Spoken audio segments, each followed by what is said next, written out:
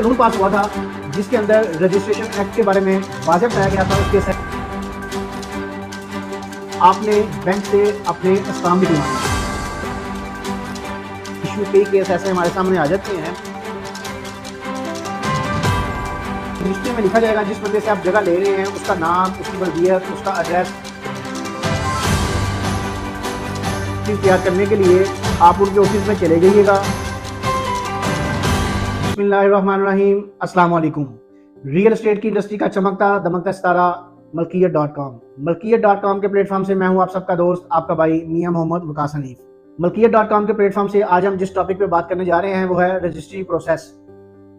एक कानून पास हुआ था जिसके अंदर रजिस्ट्रेशन एक्ट के बारे में वाज़ेह बताया गया था उसके सेक्शन 17 में कि कोई भी डॉक्यूमेंट जो ट्रांसफर होगा उसकी रजिस्ट्रेशन करवाना जरूरी है।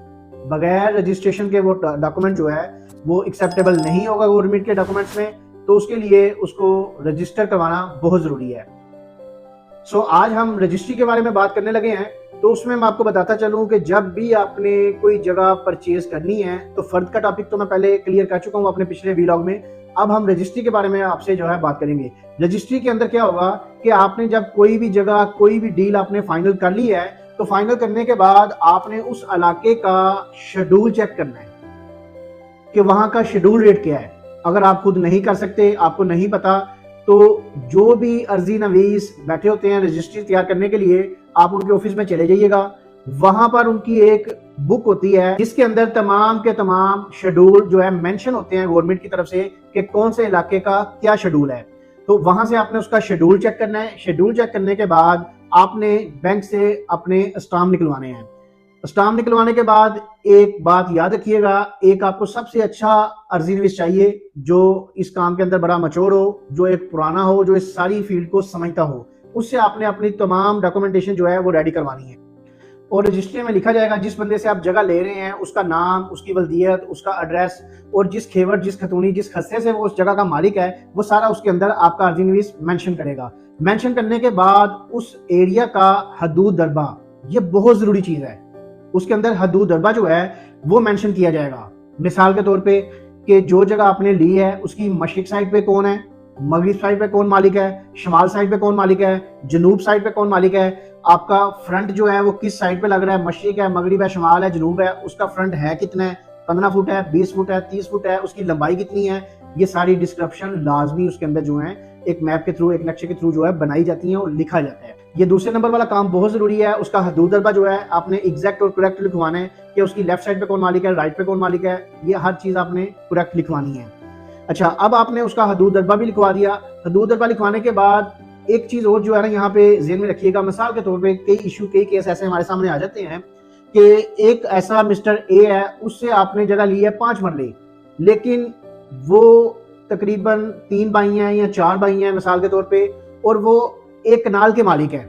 ये मैं मिसाल आपको इसलिए देने लगा हूं कि आपको इस बात को समझना होगा अच्छे तरीके से। मिसाल से कि एक बंदा जो है वो जो है आपको 5 मरले सेल कर रहा है, लेकिन वो 3-4 बाई जो है मिलके एक कनाल के मालिक है। अब अगर वो एक कनाल के मालिक हैं, खेवट में तो वो शो हो रहा है कि वो मालिक है इसका, लेकिन आपने जिस बंदे से जगह परचेज कर रहे हैं उस बंदे से उसका हदूद दरबा आपने पूछना है कि भाई आपने चारों भाइयों के अंदर तुम किस जगह के मालिक हो, क्या मशरिक साइड के मालिक हो, क्या मगरिब साइड के मालिक हो, या तुम जो है शमाल साइड के मालिक हो, या जनूब साइड के मालिक हो, या तुम जो है सेंटर में हो। किस साइड पे तुम्हारी लोकेशन, तुम्हारा एग्जैक्ट पॉइंट है कौन सा।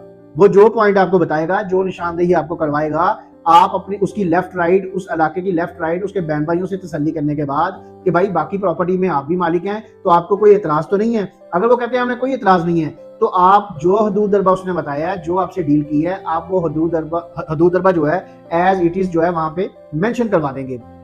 अब हदूद दरबा भी वहां पे मेंशन हो गया है। उसके बाद आपके पास 2 गवाह जरूरी हैं जो आपके साथ जाएं, जो आपकी सारी डील के अंदर हों, जिनको पता हो कि आपकी डील कितने में हुई है, कैसे हुई है। वो 2 गवाहान जो हैं उनको आपने रजिस्ट्री के अंदर गवाह के तौर पे रखना है। उनकी जो है ना आपने गवाही डलवानी है, उनका आईडी कार्ड लिखा जाएगा, उनका एड्रेस लिखा जाएगा।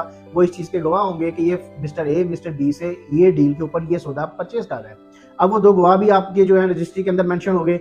उसके बाद जब रजिस्ट्री ये सारी मुकम्मल हो गई है तो जिस मिस्टर ए या मिस्टर ए पार्टी से आपने जिस बंदे से आपने जगह परचेज की थी उसके सिग्नेचर होंगे, उसके थंब लगेंगे।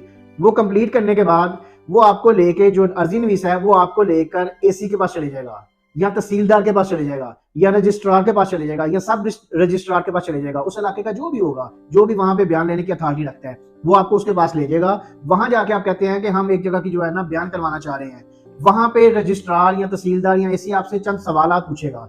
सबसे पहले जगह लेने वाला और देने वाला दोनों वहां पे जो है ना मौजूद होंगे मौके पे। वो आपसे पूछेंगे मिस्टर ए, जिनकी जगह जिन्होंने सेल की है, उनसे पूछेंगे जनाब आपने जगह सेल कर दी है? वो कहेंगे जी बिल्कुल मैंने जगह सेल कर दी है। मिस्टर बी से पूछेंगे क्या जनाब आपने कब्जा ले लिया है? वो कहेगा जी बिल्कुल मैंने कब्जा ले लिया है। वो मिस्टर ए से पूछेंगे जनाब आपने पेमेंट ले ली है?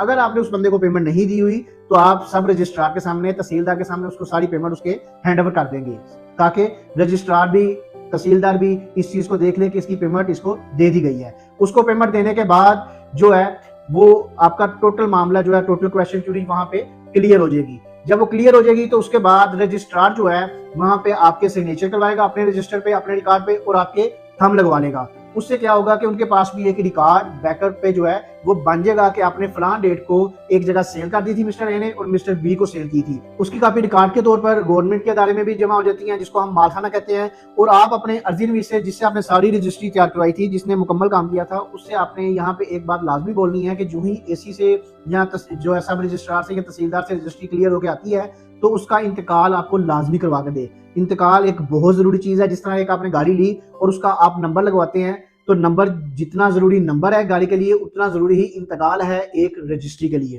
तो इंतकाल करवाना बिल्कुल ना भूलिएगा। आज का वीलॉग उम्मीद करता हूं कि आपको बहुत अच्छे तरीके से रजिस्ट्री के बारे में समझ आ गई होगी। मिलते हैं नेक्स्ट वीलॉग में, तब तक के लिए मुझे इजाजत दीजिए। अल्लाह हाफिज।